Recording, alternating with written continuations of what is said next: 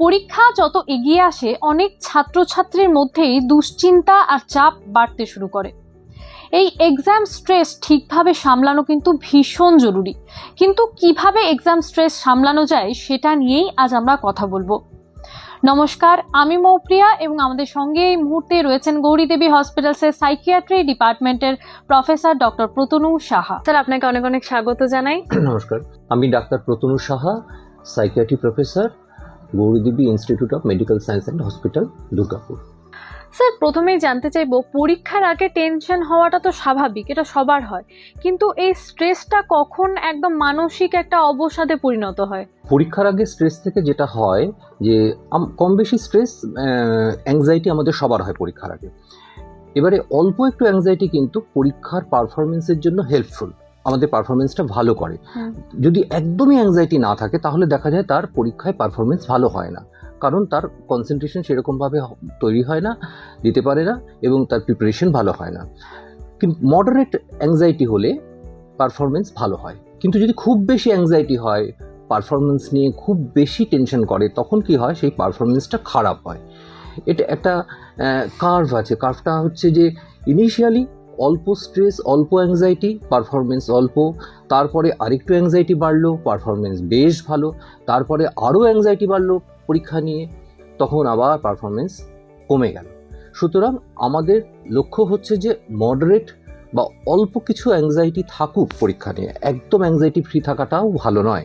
কিন্তু যদি খুব বেশি অ্যাংজাইটি হয় তখন এক্সামিনি যেটা হয়, সে কোল্যাপস করে যায়, তার একটা নার্ভাস ব্রেকডাউনের মতো হয়, সে কিছুই মনে করতে পারছে না। এইরকম একটা ফেজে যদি সে যায় এবং তার যদি মনে হয় যে আমি ঠিকভাবে কনসেন্ট্রেট করতে পারছি না, আমি প্রিপারেশন নিতে পারছি না, তখন তার এই পরীক্ষা স্ট্রেসজনিত সমস্যার জন্য তার একটা হেল্প নেওয়ার, প্রফেশনাল হেল্প নেওয়ার প্রয়োজন হয়। এক টানা পড়ার মাঝে কি বিরতি নেওয়া জরুরি? মানে বার্ন আউট এড়াতে পরীক্ষার আগে রুটিনটা কেমন হওয়া উচিত? অবশ্যই একটানা পড়া কখনোই ভালো নয়। আমাদের ব্রেন সাধারণত 1 ঘন্টা পর্যন্ত, সেটা কোনো লেকচার ক্লাস শুনলো বা নিজে পড়ছে, 1 ঘন্টা পর্যন্ত আমাদের ব্রেন খুব অ্যাক্টিভ থাকে, তারপরে কিন্তু ব্রেন ফেটিগড হতে শুরু করে।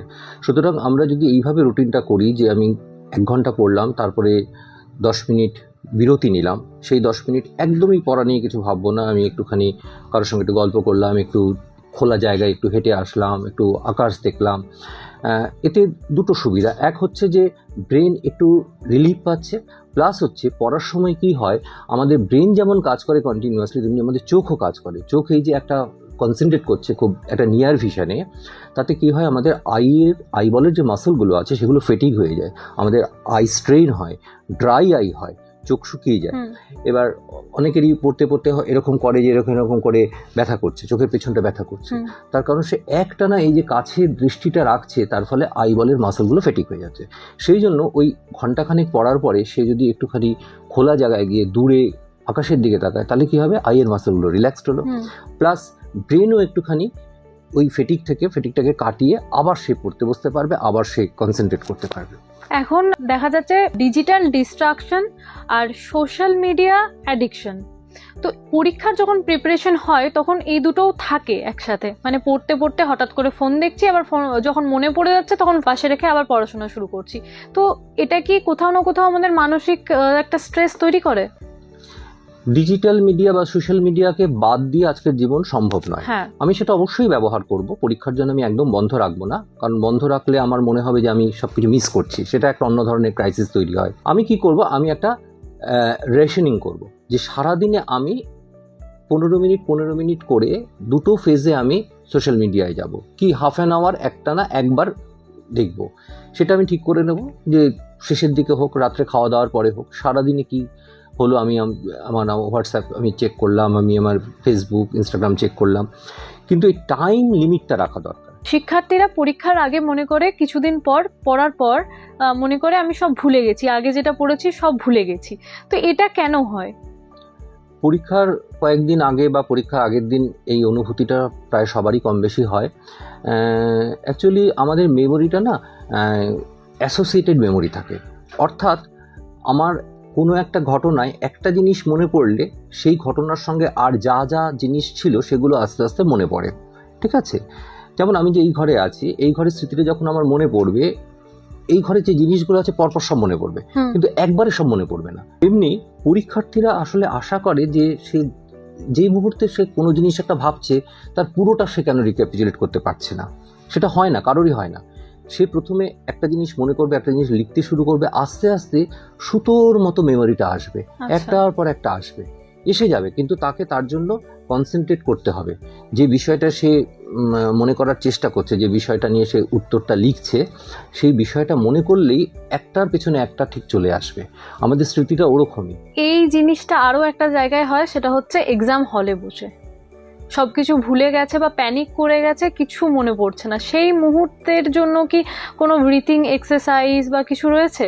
এটা হয় খুব নার্ভাসনেস থেকে, কিছুই মনে পড়ছে না, কোল্যাপস করে যাওয়া। সেই সময়তে দরকার হচ্ছে প্রথম নিজেকে অ্যাসিওর করা যে আমি পড়েছি, নিশ্চয়ই মনে পড়বে। খুব ঠান্ডা মাথায় দরকার হয় সে কিছুক্ষণ একটু এক্সাম হলের বাইরে যদি কিছু দেখা যায়, গাছপালা, আকাশের দিকে সে চেয়ে রইল, সে 2-3 মিনিট অন্য কিছু ভাবলো, তারপরে আস্তে আস্তে কোশ্চেন পেপারটা নিয়ে শুরু করলো। তখন কিন্তু আস্তে আস্তে তার সব মনে পড়বে। কোল্যাপস করে গেলে মানে একটা মেমোরিটা যে আসবে সেই জায়গাটাই তো সে বন্ধ করে দিয়েছে, সে এত টেনশন করছে। আগে তার মন থেকে টেনশনটা সরাতে হবে, অ্যাংজাইটিটা সরাতে হবে। সরিয়ে দিলে তখন কিন্তু আস্তে আস্তে সে যেটা মনে করার চেষ্টা করছে সেটা মনে করবে। আমাদের মন যখন ভীষণভাবে উদ্বিগ্ন থাকে, ভীষণভাবে অবসাদগ্রস্ত থাকে, তখন আমাদের মেমোরি ঠিকমতো কাজ করে না। আমাদের যেটা আমরা জানি সেটা আমাদের স্মৃতি থেকে ফিরে আসে না। সুতরাং মাইন্ডটাকে তখন ক্লিয়ার করাটা খুব দরকার। এটার জন্য মানে পরীক্ষার্থীদের মনে হয়তো আরেকটা কোয়েশ্চেন আসবে, সেটা হচ্ছে পরীক্ষার টাইম তো অনেক কম থাকে, তাহলে ওই জায়গাটা মানে বাইরের দিকে তাকিয়ে কিছু ভাবা, এই ধরনের সময়টা কি পাওয়া যাবে সে সময়? এটা বারবার করতে হবে না। এই সিচুয়েশনটা হয়, এই ধরনের অনুভূতিটা হয় যে কিচ্ছু মনে পড়ছে না, কোল্যাপস করে যাচ্ছে, এটা পরীক্ষার একদম শুরুতেই হয়, পরে হয় না। একবার সে যখন একটা লিখতে শুরু করবে তারপর আর এটা হবে না। শুরুতে যদি সে 2-3 মিনিট এই জন্য খরচ করে তাতে অসুবিধা নেই, কারণ সে যদি এটা না করে, সে যদি অ্যাংজাইটিটাকে ক্লিয়ার না করতে পারে, তাহলে কিন্তু সে কিছুই মনে করতে পারবে না, তারপরে পরীক্ষাটাই খারাপ হয়ে যাবে, সময় নষ্ট হবে এবং পরীক্ষাটাও আলটিমেটলি খারাপ হবে। তার যদি 2-3 মিনিট 5 মিনিট এভাবে যায়, দরকার হয় সে একটুখানি গিয়ে ওয়াশরুমে গিয়ে একটু মুখে জল দিয়ে আসলো, একটু জল খেয়ে আসলো, তাহলেও কিন্তু সেই 5 মিনিট সে ঠিক মেকআপ করে নিতে পারবে। কিন্তু সে যদি নিজেকে ঠিকভাবে মনে করতে না পারে, নিজেকে সুস্থ করে না তুলতে পারে পরীক্ষার হলে, তাহলে তো সময় তার হাতে থেকেও সেই সময়টাকে কোনো কাজে লাগাতে পারবে। আপনারা শুনলেন এক্সাম স্ট্রেস সম্পর্কে আমাদের বিশেষজ্ঞ ঠিক কি কি জানালেন। এই বিষয়ে যদি আপনাদের আরও কিছু জানার থাকে তাহলে আমাদের ইউটিউব চ্যানেল রয়েছে, সেখানে কমেন্ট করতে পারেন, অথবা আমাদের গৌরী দেবী হসপিটালসের হেল্পলাইন নাম্বার তো রয়েছে, সেখানেও যোগাযোগ করতে পারেন। সুস্থ থাকুন, সতর্ক থাকুন, ধন্যবাদ।